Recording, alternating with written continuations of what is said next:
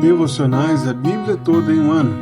Hoje, Isaías, capítulos 4 a 6.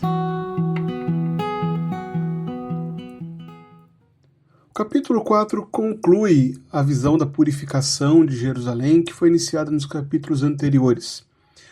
O versículo 1 do capítulo 4 expressa justamente a última parte do juízo de Deus contra Jerusalém. A partir do versículo 2 até o versículo 6, que conclui o capítulo 4, há a promessa do renovo. O Senhor não somente trará juízo, mas depois disso, ele trará um renovo. Ele trará a glória de volta a Jerusalém.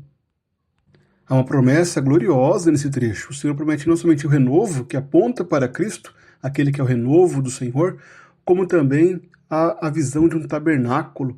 No último versículo, um tabernáculo para sombra contra o calor do dia e para refúgio e esconderijo contra a tempestade e a chuva. O Senhor mesmo fará uma habitação para guardar o seu povo.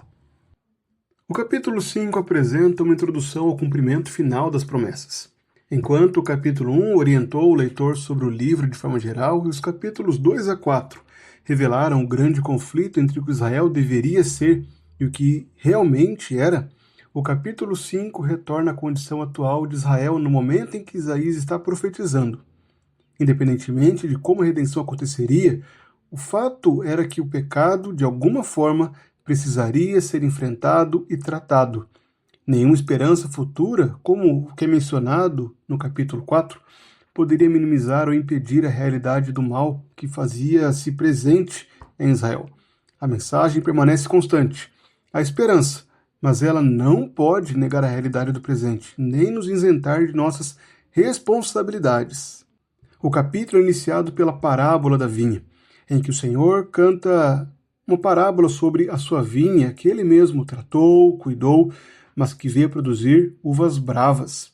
E essas uvas bravas são expandidas nos versículos 8 a 25, em que o Senhor aponta para os vários tipos de comportamento, as condições dessas uvas que são encontradas no povo.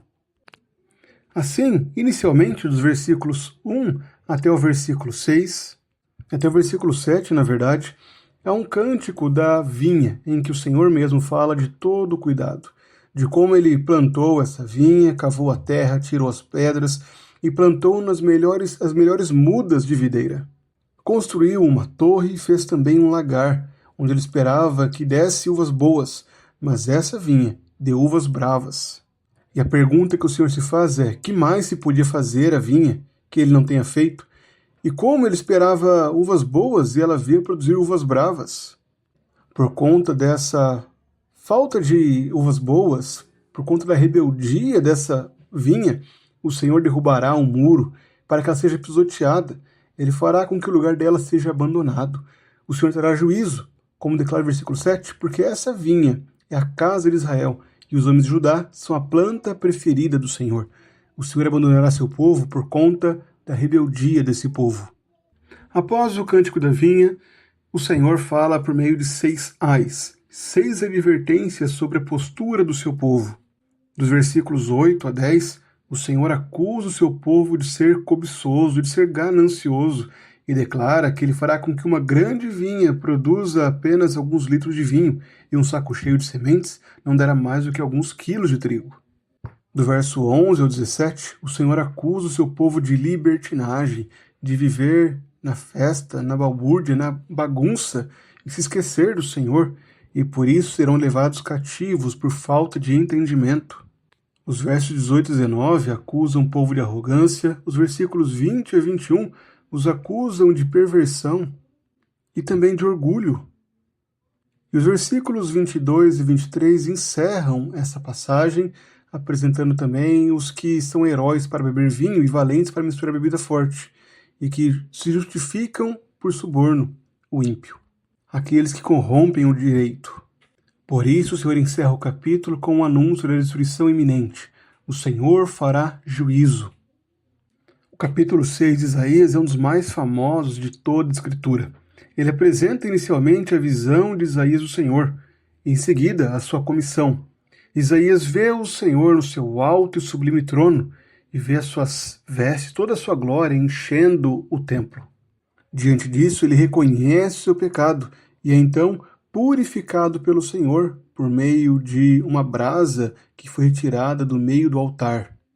E assim Isaías se prontifica a ser enviado pelo Senhor e é então comissionado a falar para Israel, um povo com o coração endurecido, para quem ele falará, mas não entenderão, para quem ele ordenará que vejam, mas eles não perceberão, eles serão totalmente insensíveis à sua mensagem. Até que o Senhor ponha fim a esse povo, trazendo juízo, e assim cumprindo a sua purificação desejada. Esses capítulos ensinam muitas coisas. Ensinam sobre a condição de Israel como uma vinha de uvas bravas, apresenta o desejo da purificação do Senhor, que concluiu o capítulo 4, e também apresenta a realidade do Senhor, um Deus santo, e que comissionou o seu profeta Isaías para falar a um povo endurecido. A condição do povo que produzia uvas bravas era justamente de um povo insensível à palavra profética.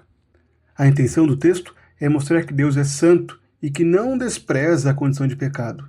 O Senhor purificará o seu povo, mas antes disso, agirá com justiça, trazendo disciplina por conta do pecado. Esses capítulos apontam justamente para a restauração que Cristo promove na sua vinda. A vinha foi rejeitada justamente por quebrar a aliança do Senhor, por produzir uvas bravas diante de um Deus que cuidou dela com tanto amor e que preparou todo aquele ambiente para que ela produzisse uvas boas. Em Cristo há um renovo. Agora não é uma vinha de uvas bravas, mas a videira verdadeira quem produz frutos por meio de seus ramos, que é o seu povo, a sua igreja. Em Cristo, o nosso coração, antes insensível, agora se torna atento à voz do Senhor. Portanto, em Cristo há uma reversão da condição de Israel na época de Isaías. Tudo aquilo que é prometido nesse texto, sobre um renovo, sobre uma purificação, é agora cumprido em Cristo. Esses capítulos se aplicam a nós ao nos chamar para a santidade. Deus requer de nós santidade, pois é um Deus santo. Aqueles que são chamados santos na purificação são justamente os que zelam pela santidade. Além disso, temos um dever, o dever de frutificarmos, pois agora somos parte da vinha do Senhor. Não devemos dar uvas bravas, mas sim produzir frutos e frutos em abundância, por estarmos ligados à videira verdadeira. Além disso, também somos lembrados da necessidade da nossa mensagem. Fomos comissionados para pregarmos o Evangelho, mesmo quando não somos ouvidos.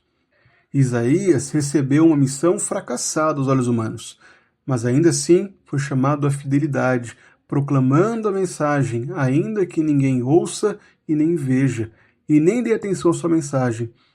De igual forma, devemos ser fiéis ao Senhor, não temendo os olhares do mundo.